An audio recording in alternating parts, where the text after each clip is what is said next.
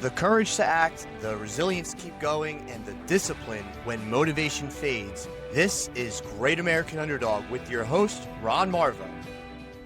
Have you ever felt like you're doing everything you're supposed to do in your business life, whether it's marketing, posting, spending money to try new tactics, and still somehow the results didn't add up? And that's really what today is about. My guest is Dan Jones, aka Jonesy, founder of marketing agency near you at manyresults.com. He's known as the multipreneur marketer because he helps founders build strategy first marketing systems that actually move the needle and not just create more noise.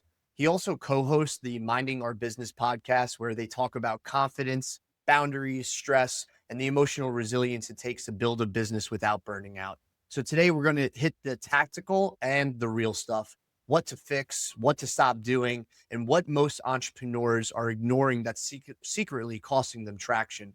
If you get value from today's episode, please be sure to subscribe, like, and comment your biggest takeaway and share this episode with someone who needs it. And without further ado, my honor to welcome Dan Jones, aka Jonesy. What's happening, man? Thanks for having me on, Ron. This has been a dream of mine since I knew of the Great American Underdog podcast, probably going on 2 years ago at this point. And this is episode 33, you said? 32. 32, okay. Oh my God, it's right on the top of the screen. Episode 32, which means you are a 1%er in the podcasting community as far as volume and longevity goes, because the staggering number, and I'm not making this up, this is literally from Spotify, is that after episode 5, like 98% of podcasts drop off, cease to be, or are canceled or otherwise abandoned. So welcome to the 1% club, my friend. Thank you, man. Thank you. It's an honor to be part of that, as I know that you are part of that as well. And also just like the theme behind just keep going, right? Like most people, even in athletics, business, like they stop, they don't continue to go and see where things can really take them. And it's so funny, right? Like you as a marketer, business professional, and just a real life, genuine human being.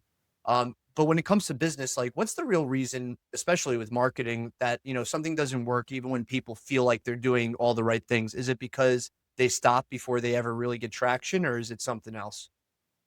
Yes, yes, and yes. So I have a saying, it's called the market doesn't care about your feelings. And when you phrase the question specifically, when they feel like they're doing the right things, that tells me right there that there's some gaps and there's some room to improve, which is fine. Otherwise, I wouldn't have a job. If everybody was connected to the product and services and solutions at the right time, the exact right time, all the time, I wouldn't have a job. But there would be a lot less noise in the universe, which I would be grateful for, and I would find some other way. It's part of my philosophy anyway. So the way to really simplify that answer is they could be doing the right things, but possibly not at volume, meaning frequently enough, or consistently enough. So constancy and consistency are two of the gaps I see often. And then there could be the probably the top three phenomenon, which is doing a series of right things that are disjointed and not connected from end to end. Hmm. So, this is a show about and for entrepreneurs. So if I talk about the marketing funnel, I'm hoping everybody knows what I'm talking about. But if not, Google and ChatGPT it real fast, and suddenly you'll be an expert.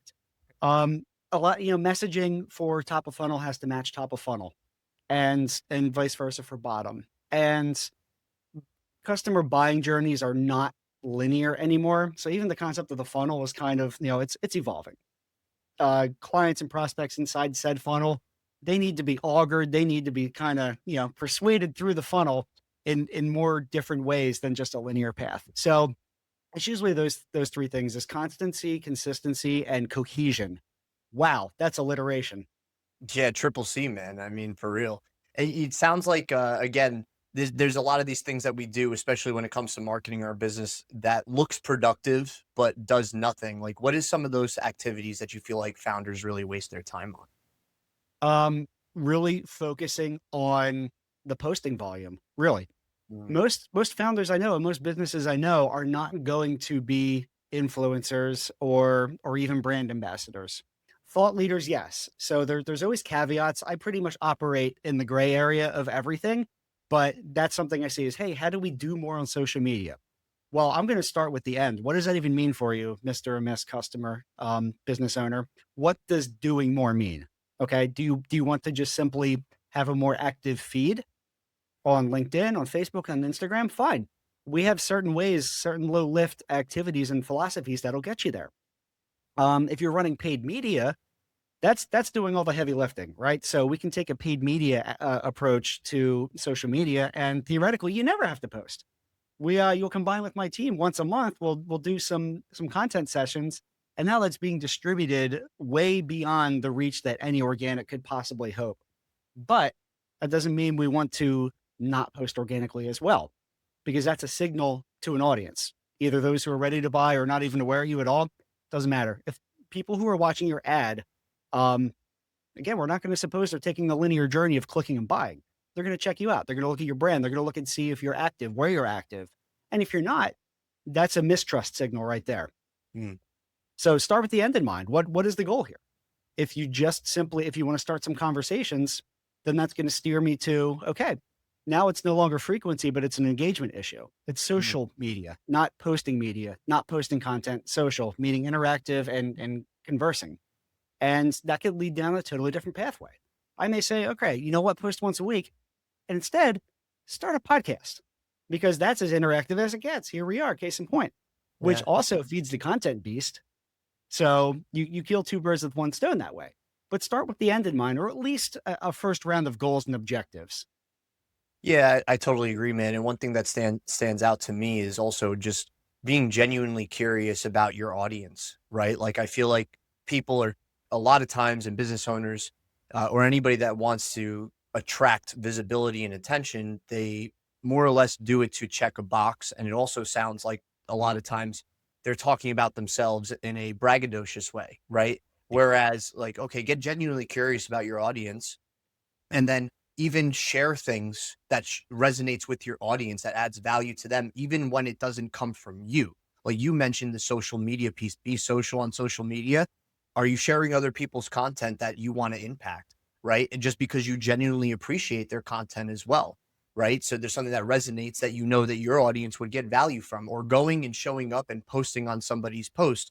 And let's just say, just on the topic of social media right now, not just putting like clap hands or flames, but actually adding something that is a piece of value on that originator's post that makes people maybe have an aha moment that now does drive people to your brand, your profile, etc.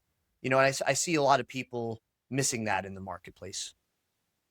It's a huge gap, and the reality is not a lot of business owners want to do it, or can do it, or have the time to do it, which is fine.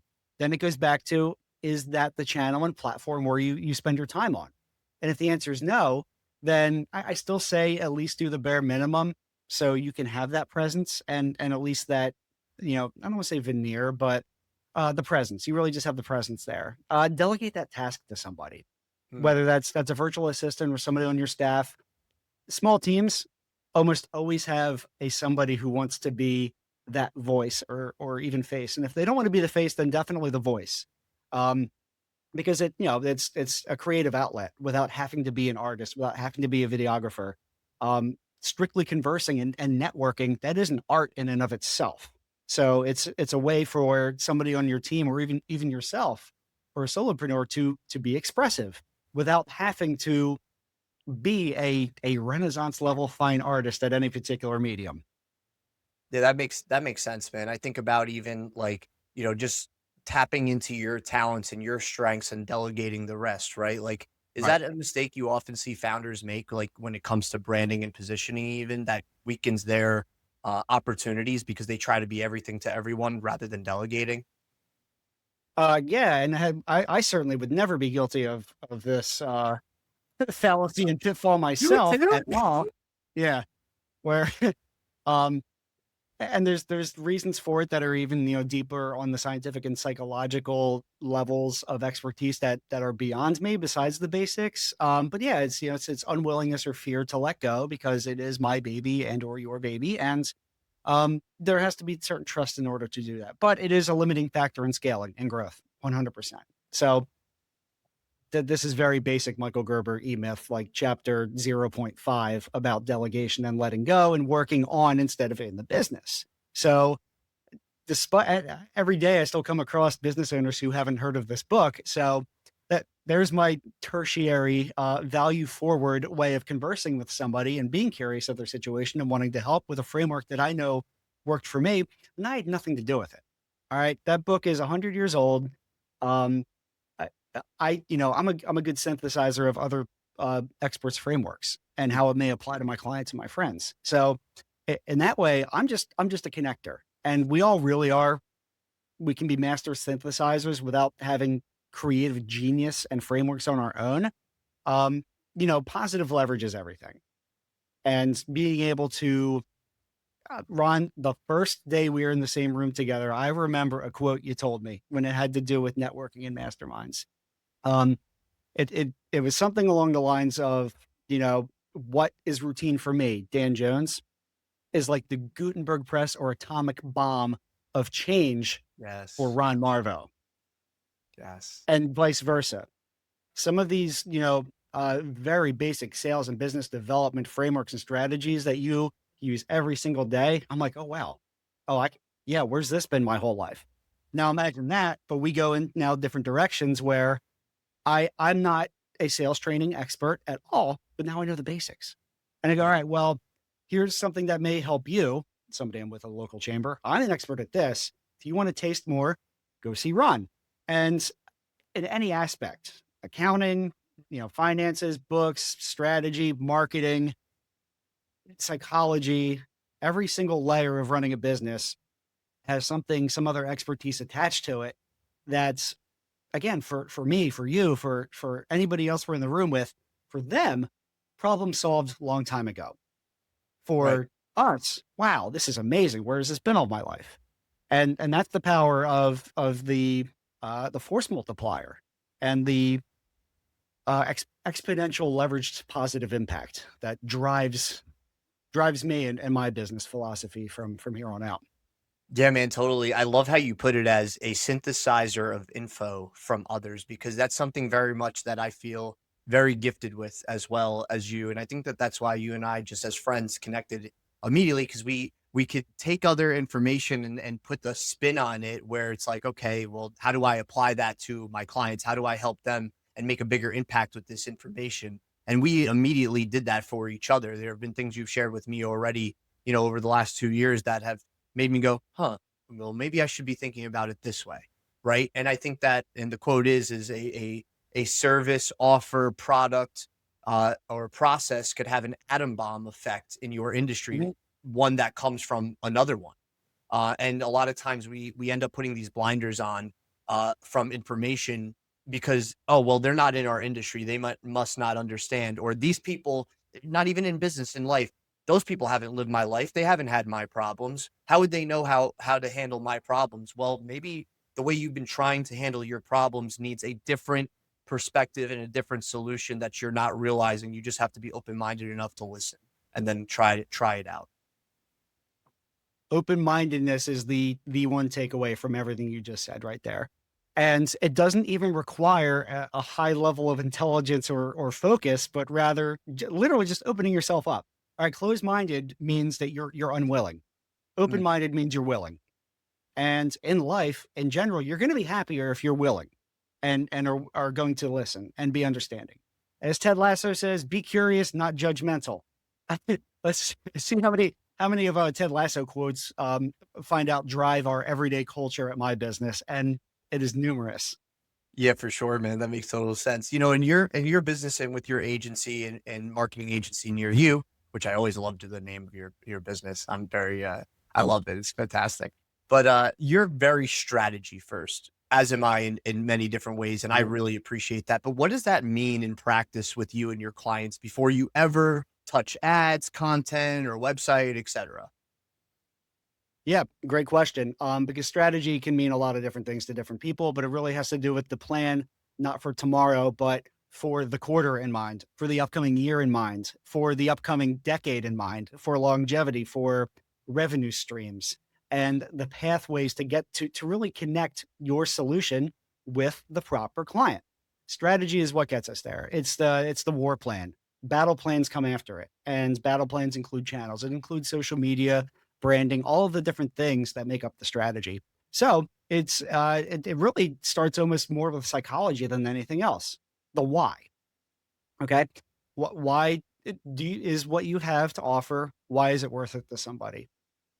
And all you really need in this world is an audience, something to sell, and a way to convert them. That's it. A mentor of mine, Kim MacArthur, reduced all of marketing down to those three pillars, and it could not be more accurate. Um, so the strategy is what connects those three. And you can kind of have a conversation, address them one by one. We've got frameworks that do that. And where you start is different for businesses who are in different, stages of maturity. Okay. My business, we typically work with businesses who are a few years old. There's some exceptions, but in regulated industries around the 5 to 10 year mark, and they've gotten by on their own skill and ability to deliver, but with no real strategy behind it, which is where that cohesion comes in. All right, they've done a lot of great things singularly and disconnected, but end to end, it's not scalable. Meaning, we never really had our target avatar dialed in. We let whoever came into the shop come into the shop, but it turns Mhm. out that these 10 clients, all right, we'll say in financial planning, these 10 clients have these 5 similar factors. Now we know that's our ideal client. How did we get there, Ron? We listened and we took feedback, which is the same thing applied purposefully as doing engagement on social media. So it's something we already all know how to do is listen and get feedback. The right questions have to be asked, absolutely. But that comes down to frameworks. And that's when I talk about synthesizing. Also, like you just said, like simple in systems. Like one thing I want to point out is simplicity. Mhm. Everybody I feel like tries to overcomplicate, and they're like, well, I need this funnel set up before I can get started. I need this before I can get started. And then they end up just doing a lot of different disjointed things. And then they end up not really getting the progress that they want. And then they wonder why, because, well, you tried a bunch of things, you added a bunch of systems, but you didn't simplify through those systems. You just gave yourself more work, especially if you're not delegating that. So, and then just identifying through listening and feedback. And I think Mhm. sometimes too is people stop themselves in their tracks because they're not willing to, they're worried about looking how they will appear by trying, right? So I'm sure you ran into a lot of business owners at times where like they think they got to set up this entire big system. They end up giving themselves more work. And then when it comes actually down to marketing and putting themselves out there, they're nervous or afraid because they haven't had the validation. Are people going to like what I'm offering? Are they going to like this type of ad? Well, you didn't take the time to test, and you're certainly not listening or getting feedback because you haven't allowed yourself to reach that point. Do you see that a lot? Yeah, a lot, especially with the businesses where we're coming in to take over from that type of setup or where a business or founder is looking to scale. Specifically that, because there's so much noise. Noise is a word I'm going to keep going back to. I feel like the Grinch sitting on top of his mountain going, there's so much noise, noise, noise. And my job is to cut through it and reduce it, create signal where there's noise. So um SaaS tools, software solutions. A lot of them sell the promise of getting clients. And usually that tool, it's just a tool. It's just a conduit to get there. And how is it deployed? You can do the same thing with Salesforce that you can do with HubSpot, Go High Level, Zoho. It doesn't matter. They're just tools. None of them are going to get you clients unless your offer, which is what is the medium through which I transfer my solution to your problem, is dialed in. To answer your question, it's a lot. Where we see all these elaborate systems built out that theoretically predict, and caveat, AI and predictive analytics are actually another kind of layered tool in this whole thing. Sure. But yeah, we'll even take it back 2 years ago when Tool said we'll get you X amount. You're not getting leads. You're getting a list of people. Okay. And it's your job to create conversations and connect with them in order to turn them into leads, prospects, and opportunities. So, yeah, I don't have the numbers, but I'd say it's a good amount of complicated, disconnected systems is a very common occurrence. Well, it goes back to what we were talking about before and what you brought up, which is great, is just is strategy, right? Like you Mhm. also said something in the past to me, and I've read it before from you, where there's a big difference between lead generation and demand Mhm. generation, right? So like, is that where I think small business owners, especially, do they get that confused? Where like, oh, well, I got to generate leads. Okay, well, you could have a bunch of quote unquote leads, and it's just a bunch of people to call who really don't have a demand for what you want because you haven't done a great job of setting up your value, targeting the right type of audience, and compared versus they're opting in for a piece of value, and you're immediately creating demand because you have a system in place and a strategy in place that speaks directly to the right type of audience. I feel like there's a little bit of confusion between lead generation and demand generation. There is Yeah. on a few different levels, and some of them I'm even literally diving into deeper layers of as we are talking and recording this with conversations I've had with some of my clients today. Um, Chase Diamond, he's like the gold standard for copywriting now. He's all over LinkedIn. Hopefully, he's showing up in everybody's feeds now. I still follow him. Frameworks that we adopt into our copywriting. One person, one message, which is starting with the end in mind, with that ideal customer. Um, so yeah, to that point is so many questions then there after that has to do with the system you have now. Are you positioned for one-on-one calls? Are you positioned to, um, have a whole nurturing sequence and activity set built in? And that comes down to what's the average order value, or how much does your thing make you? How much does your widget or service make you? What's the sales cycle time? And most don't have those answers to that questions immediately. And we can do a little bit of searching into a CRM, or just some anecdotal research based on case studies on what are those answers, and then we just kind of reverse engineer. Where is the issue? Is it leads or demand? If you have if you have a high volume of leads, then what do you address? Do you address the qualification process? Do you need more resources on the sales side for that nurturing and development? Or is the message off? And then therefore you may need no different quantity in leads. So demand generation is always going to be more important, Mhm. because I mean that's some Dan Kennedy stuff right there. Be magnetic. And when you're creating demand, you don't have to push, you can pull. So demand generation is, and again, it never has to be reinventing the wheel. I've had all sorts of philosophical arguments about people with the blue ocean versus red ocean. And so the blue ocean does have the most opportunity, but it's also unproven. I love competition. I love competition. That tells me instant validation, already validated. All I have to do, because there's so much noise, is figure out my 10% of it. Where am I 10% different or better? A lot of times, really just different. Talent wise, I've got friends who run other agencies that are in different specific niches, and I don't want to do what they do, and they don't want to do what I do. Right. So that's 10% different at the end of the day, and not even better. And that difference can come down to specifics in particular product and service deliveries. It can come down to this, philosophical differences. It can straight up come down to style, right? I'm very much a contrarian, but I'm also open minded. So Mhm. I say I'm anti-authoritative, probably.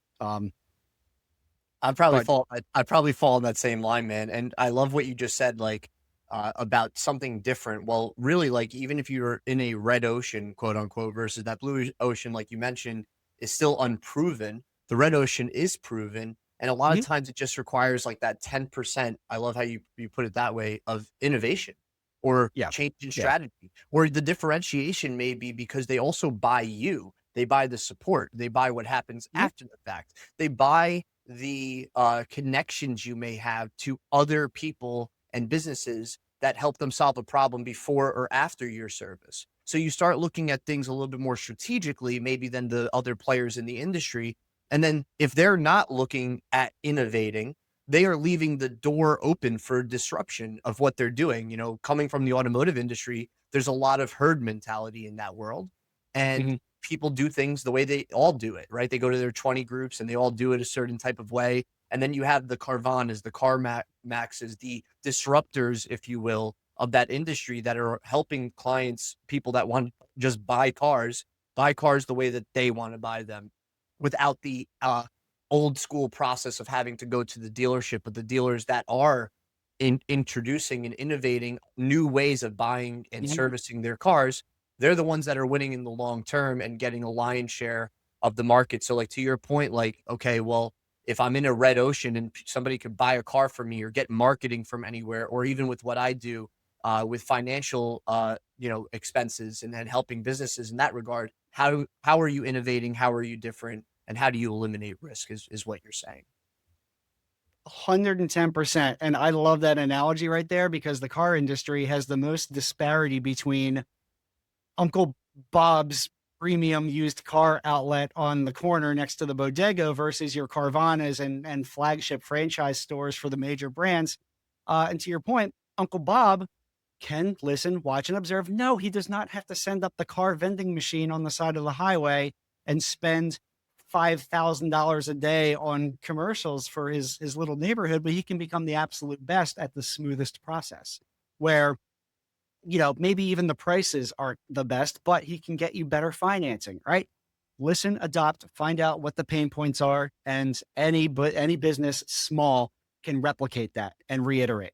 And in fact, let the giants spend all the time on the R&D and figure out what's working and what's not, and just simply borrow because even if your differentiator is as simple as I want to work with Uncle Bob, I want to work with my local neighborhood person. That is a value prop. It's not, the strongest or the end all be all, but it's one that we still hear about and can leverage and will leverage. People do what other people do, but also people buy and work with other people that they like. And for example, and you probably see this a lot on people's websites, they don't even have other people on the website, like no leadership, no other people that work there, no testimonials or social proof. Yeah. And it's like, okay, so you're just this big conglomerate that supposedly does all these great things. And who are you guys? Right. You can't, and that could throw people off. And I think it becomes very important. Like people buy from real people.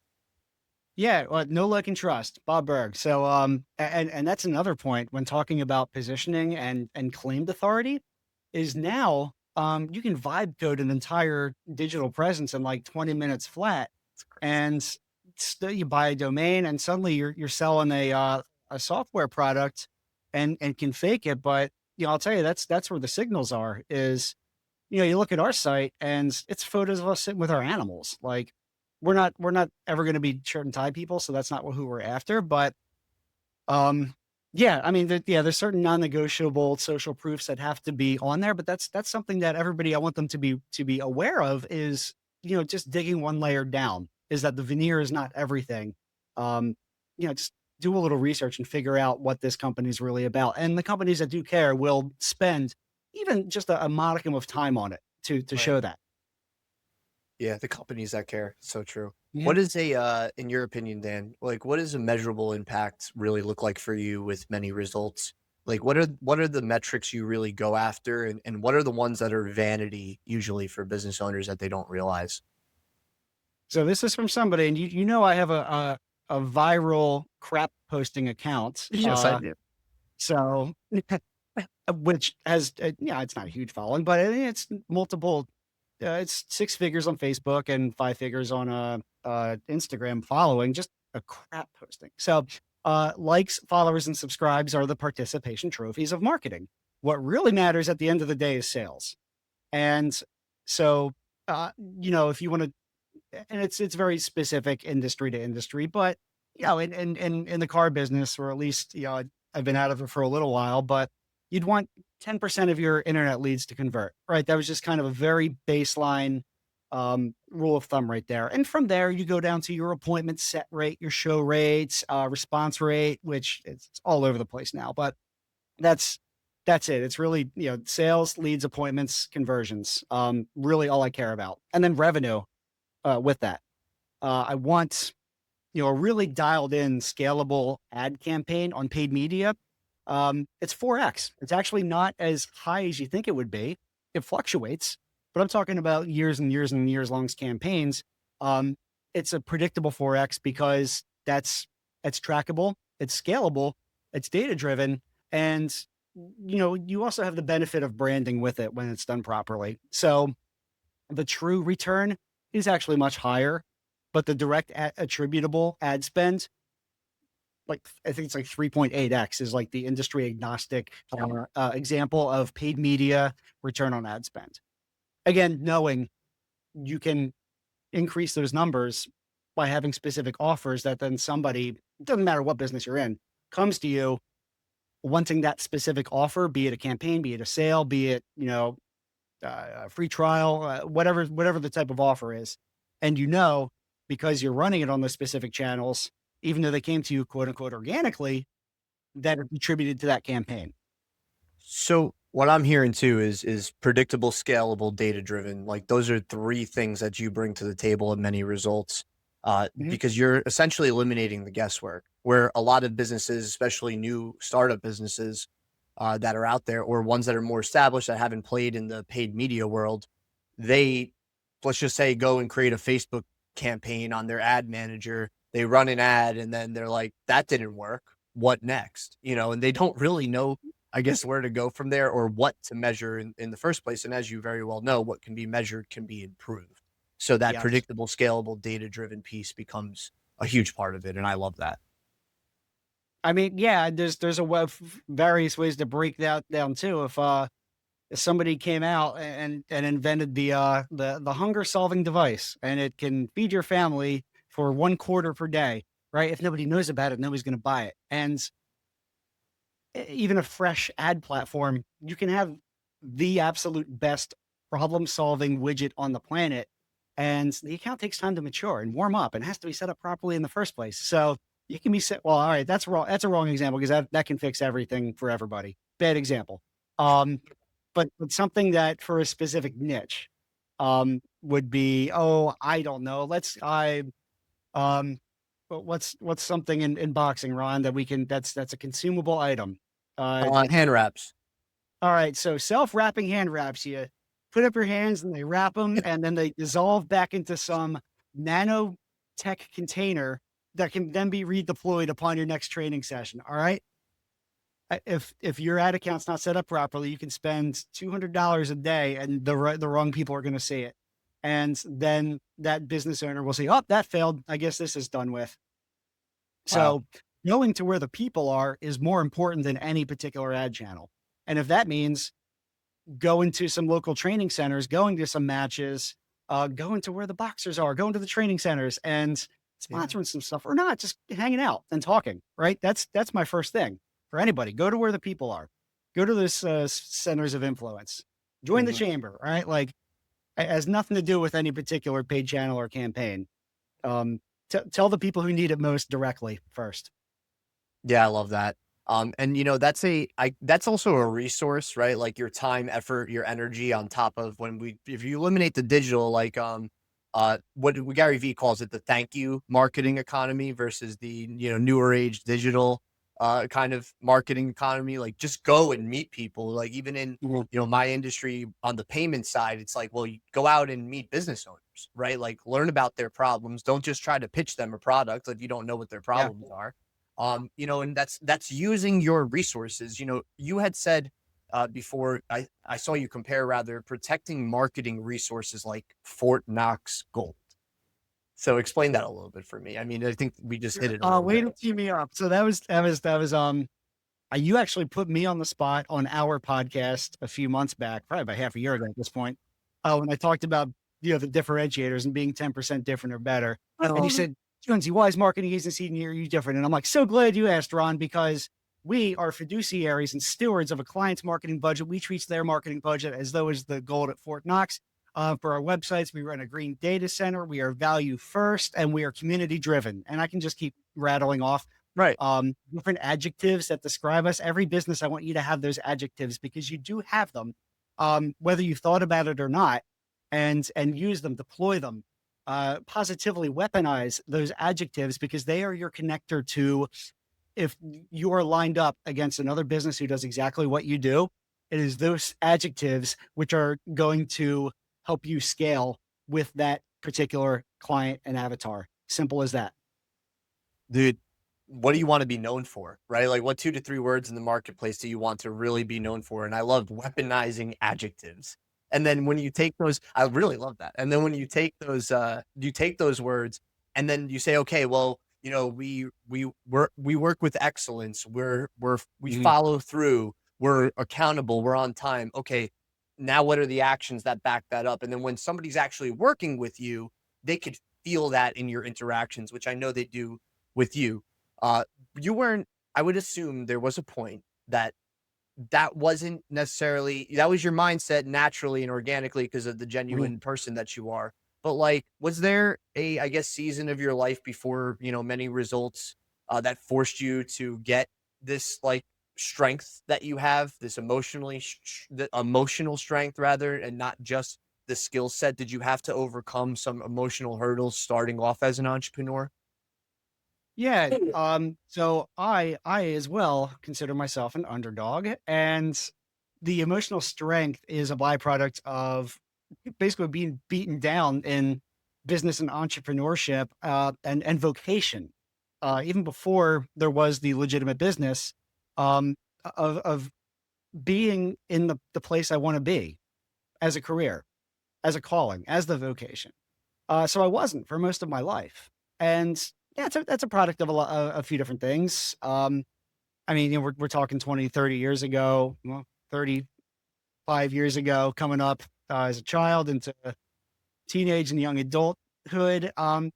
Philadelphia suburbs. All right, public education was basically meant to pick a track, study hard, do the corporate thing, and suddenly you'll have a pension when you're 55. The problem is I don't go into a box easily, and I always was an entrepreneur, even though I didn't really know what that meant. Um, so I didn't flourish in a system that was meant to, create corporate people. I always kind of did a little side hustle thing, right?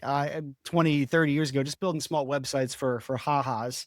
And then, just getting tapped by friends and family to build them stuff. And local businesses, rumor mill and referral network gets around. Hey, I heard you're good at this. Sure am. I worked in technology, right? IT stuff, which is very much important for marketing tech. I didn't, care about being an IT person. I was never focused enough for it. Didn't realize that I liked solving problems and creating solutions, not solving problems. I like creating solutions. I actually don't like problems. I like creating solutions. So, uh, and just becoming more self-aware. I'm diagnosed with depression and anxiety. So I, did therapy and, um, really just learning more about myself and my own why, Right. and allowing that to connect and synthesize and create more and better solutions. So, yeah, a couple of threshold watershed moments, more in recent history, in the past 5 years when, right in the throes of COVID and kind of, well, it is post COVID, but you know what I mean, 2020 to 2021, where multiple lockdowns, so some introspection, reflection time, taking some of that free government money and putting it into a business. So that was nice. I didn't require it. It was more of just kind of a systemized flex at the time. Like, I will take this $1,000 stimmy check, and that's going to seed launching my business, right? And um, just realizing that listing services is not enough. And, I had to create a solution. Fine. That was kind of the first step. And really in the past 2 years and very much recently, um, with AI, it's here. It's not going away. And I'm not going to be it. There's plenty of marketers out there and people who are very focused on specific commodity based service delivery that are panicked, and rightfully so, because it's that low level clicking button type work is and can and should be automated, because clicking a button is not solving a problem. Um, Deploying an ad is not, it's a lot of mundane and routine work goes into doing all that. And some people's jobs are based on that. And the reality is that they can't pigeonhole themselves into that, or they will be of those who are made redundant or, you know, not employable. But rather, it frees that up to be more creative and solutions first, right? Like eh, a lamplighter is not a thing anymore because our street lights go on. Why? Because now somebody downtown, they're the mythical downtown, they control that street light right now. That's definitely AI controlled now. You know what I mean? The end result's there. We have some illumination and um there's engineering that goes into it, and all sorts of more people working on it than there were street lamp lighters. So it actually creates more opportunity.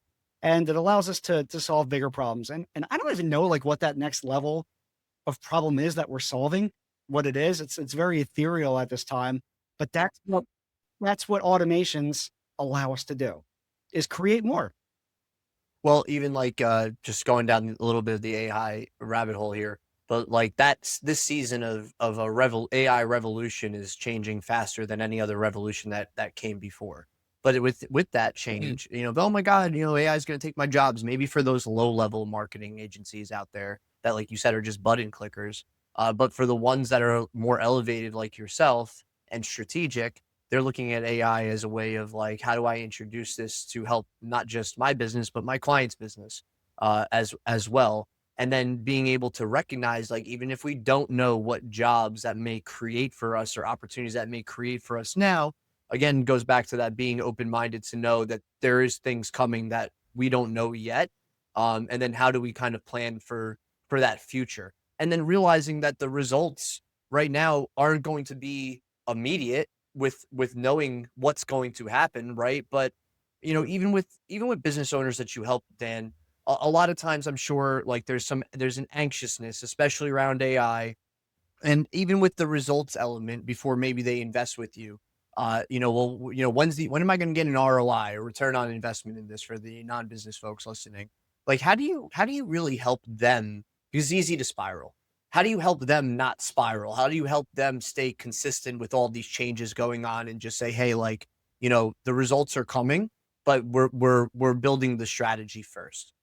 Sure, sure. And it's of course easier when after, now officially 5, 6 years of being in business and decades of proof and case studies, it's very easy to say, here's my track record. All right. That's not trust me, bro. It's here's my track record. And these clients are still with me.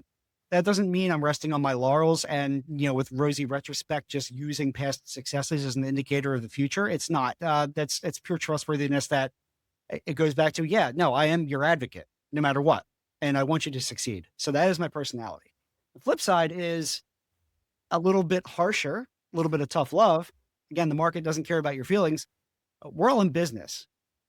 We don't deserve any of the results unless we earn them. And the way to earn them is to be adaptive and innovative, pure and simple. So it's a requirement. So yes, it's a requirement, and don't be so entitled. Anybody who's in business or whatever, that you're not entitled to anything. Okay, you're entitled to nothing. This is a cruel, harsh world, and people like like Ron and I'd like to think of myself are your advocates. We are your fans. We want you to succeed. We are in your corner. Um, and that's it. And let us huddle around each other and support each other. So those are the two realities right there that I combine, and how I help keep my clients on track.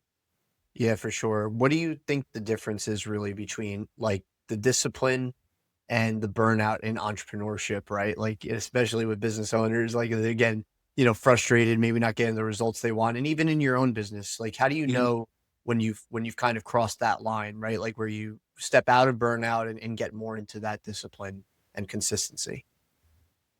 It's signals, and they're very individualistic. So there are, I mean, there's literally signs of burnout, which means I hate getting up in the morning. I hate going to work.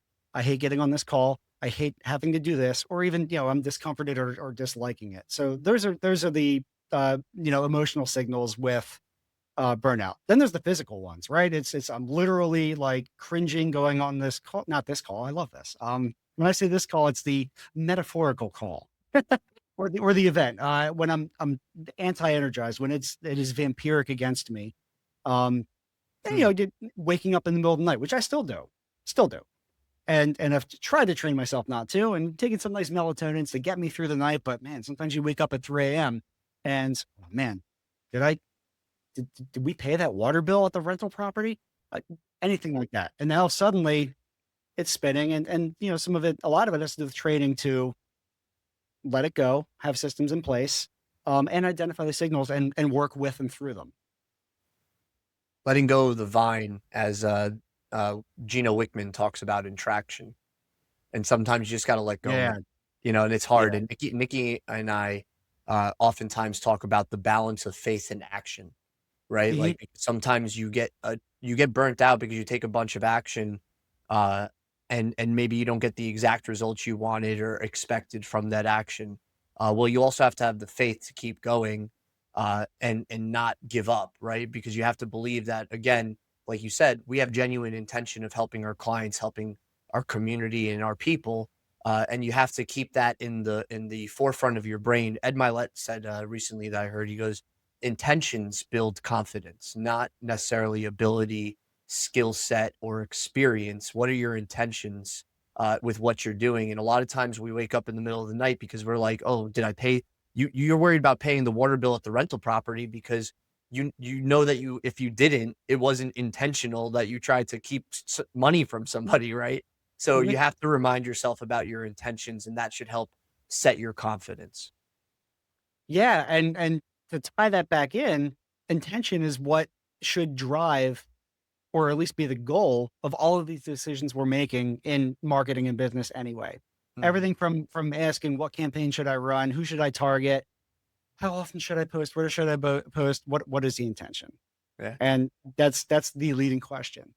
And here we go. We're just naming a bunch of authors and coaches that we look up to. You and I are synthesizers, man. Yeah, I mean, so we'll go old school. 7 Habits of Highly Effective People. My two favorite habits are actually doing nothing at all, which is sharpen the saw and look from the outside in. Those are the two most passive, effective habits, and it's context shifting and relaxing, really. Yeah, for sure. Now, just shifting gears a little bit then to minding our business and Mhm. the real entrepreneur problems that are out there for folks, or the perceived issues, right? Like the show focuses a lot around, and I've had the honor of being on, and so grateful for that time. But you've interviewed a lot of great entrepreneurs as well on there. But like the show focuses on confidence, boundaries, self care, like, and really those mindset shifts that stick and propel you. So like when you when you're discussing things on the podcast, what's the most common, I guess, again, mindset trap that you see in entrepreneurs or people just in general that you interview? What's interesting is it's not the one I thought it would be, but usually we get it when people are in their transition story and not being in the right seat. Hmm. Which is interesting because usually we try to coax out of people in their current spot, and they'll have bad days that this was and we mix it up between solopreneurs, entrepreneurs, and then actual health and wellness professionals to go in line with the show. And you'd think it's a lot of current struggles, but usually the worst that they've gone through has been pre-transformation in not being in the right seat and having that right vocation and having that right calling. Not being in the right seat. Yeah, because you could get it. You could be in on the bus, but be on the wrong seat. You could be capable of it, but you don't get it or want it. Again, another attraction there, Yeah. Gino Wickman. Yeah. But it's so true.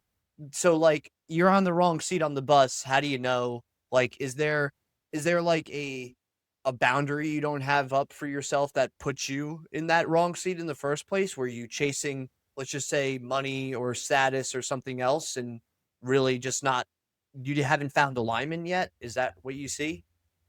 That's usually it. And those are the two types of stories that come up the most is that pre-transformation, and why they are in the business they're in now is because they're actively not in a position where they're in a huge mental funk. And then from that point on, what they're sharing more is like, when X happens, I do Y, which are really kind of like programmed in type of responses. Take a step back. Or I would say aggressive mitigation in having activities that they go to where knowing you're going to look forward to that. For me, it's hockey. For you, it's boxing. I've got all sorts of friends that do all sorts of different activities, bowling, crocheting, right? Knowing that they get to do that at least keeps them, motivated to get through whatever this perceived hardness is today. Compared to the past position I was in, this is nothing. My survival rate has been 100% so far. All right. So a lot of it's leverage. A lot of it is adaptability. And, we do have, actual clinicians that come on that'll give us certain tools we can use, which is So true. definitely effective, depending on somebody's context for sure. But yeah, pattern disruption and context shifting. removing yourself from that moment, whatever you think that may be. Yeah, and I think that but I'm just going to take something else from again a synthesizer of information like you. 10x is easier than 2x by Dan Sullivan. Not sure if you've read that Hmm. one, but Yep. he wrote a separate book entirely called The Gap and the Gain. And so many people live in the gap. And like you just said it, like, you have 100% survival rate up to this point. So like Yeah. you should be in the game. Like think about everything you've already accomplished up to this point rather than being in the gap. And I feel like so many times, especially entrepreneurs, they're in the gap. Like, well, I haven't got to where I want yet. I'm still working towards it. I'm chipping away. And they kind of view it as this like uphill struggle of being in the gap versus like, wow, holy crap, look how far I've already came in my business, in my life, right? So, keeping that mindset of you're totally in the game is something that's challenging to do. But when you flip that perspective, like your perception's your reality, you hear that cliche so often, and the famous Brian Tracy, change your thinking, change your life. When you stop filtering things through this filter of being in a gap and you start viewing it as a gain, like now all of a sudden your actions, your strategies, your mindset, everything flips. The conversations you have, you are literally on a new timeline. What do we tell the kids, Ron? This is a teachable moment. This is a learning experience. And that's a mindset I adopted, which went hand in hand with how we approach marketing as well. Everything's an A B test. And this is more applicable for, I would say, that grind and that series of attempts of any set of activities that's not productive versus something that's event based and something bad happening.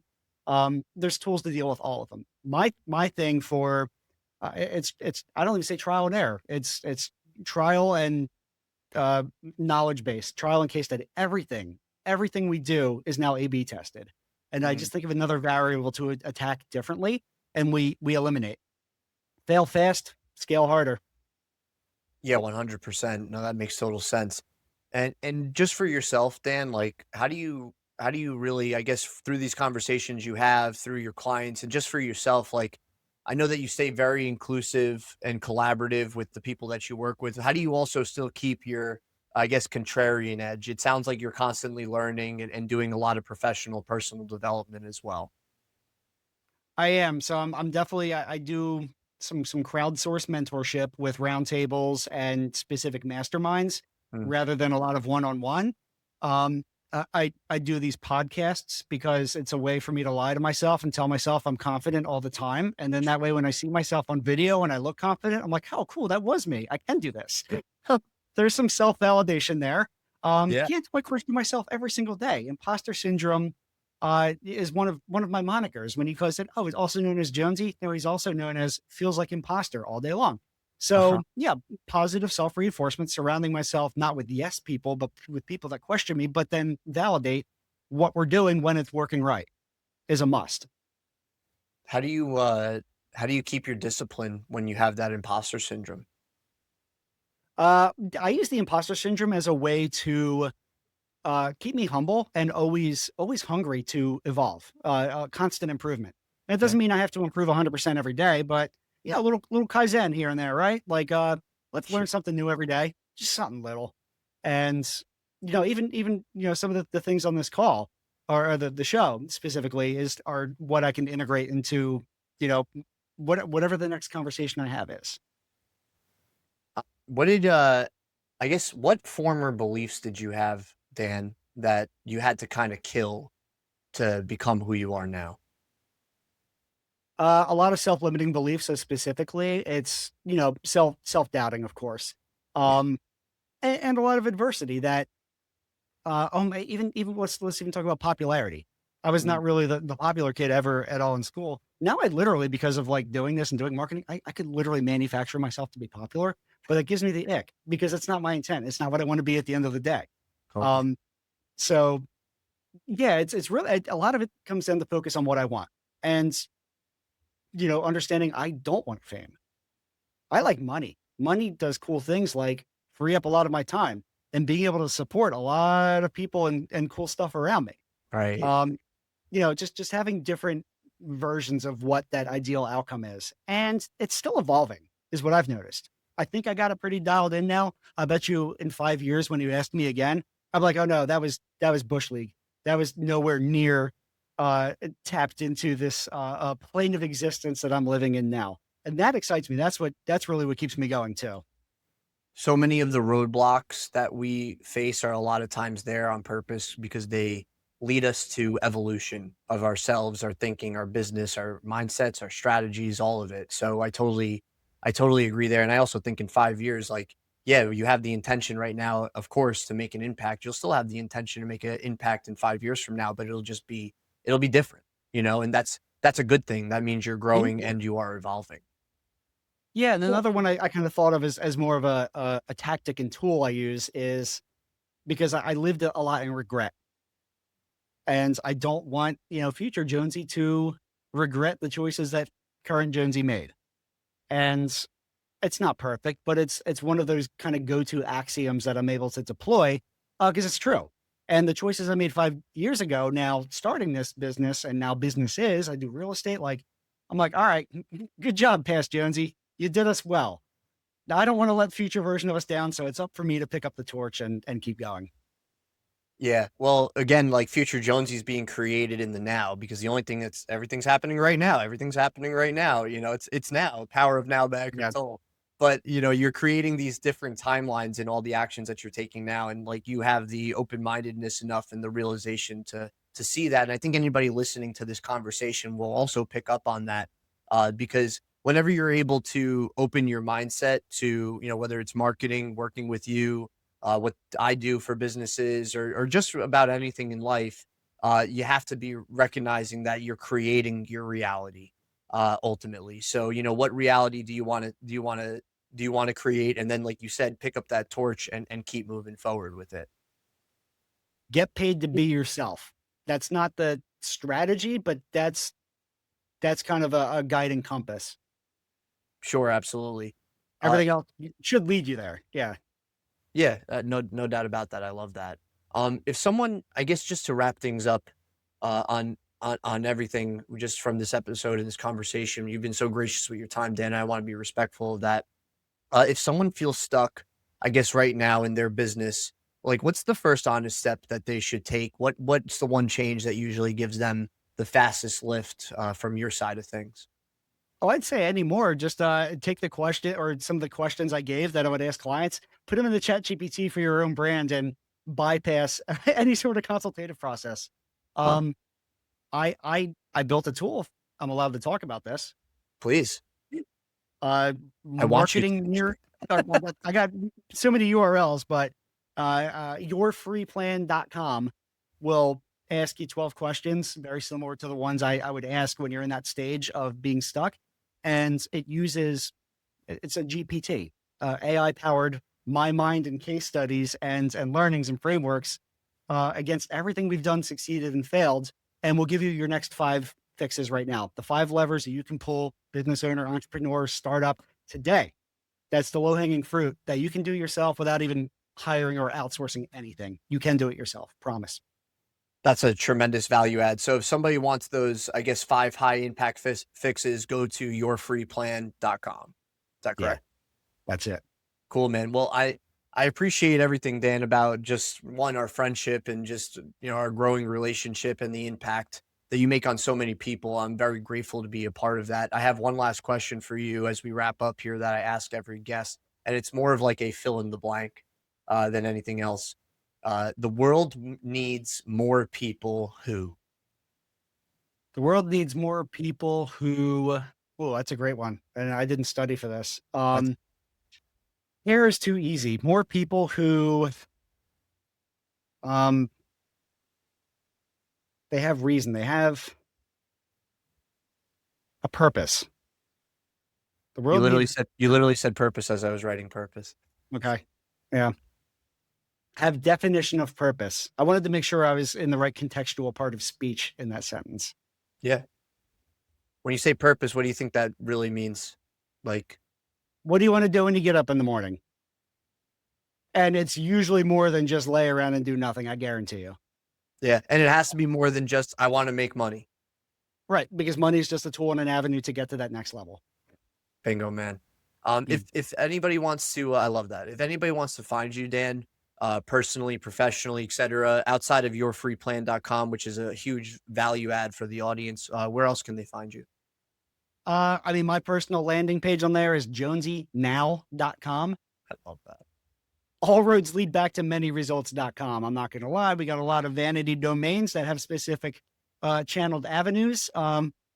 Making a full circle on how we track attribution. Boom. Love it. I'll be sure to include that in the description below. So if anybody wants to find you, they can, and all of your social media links. Anything else that you want to leave with the Great American Underdog audience today? Keep fit, stay sharp, make good decisions, and get paid to be you.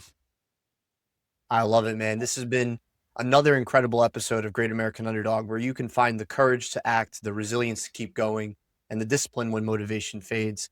Thank you, Jonesy, for being on the show, and we'll see you on the next one. Thanks, Ron.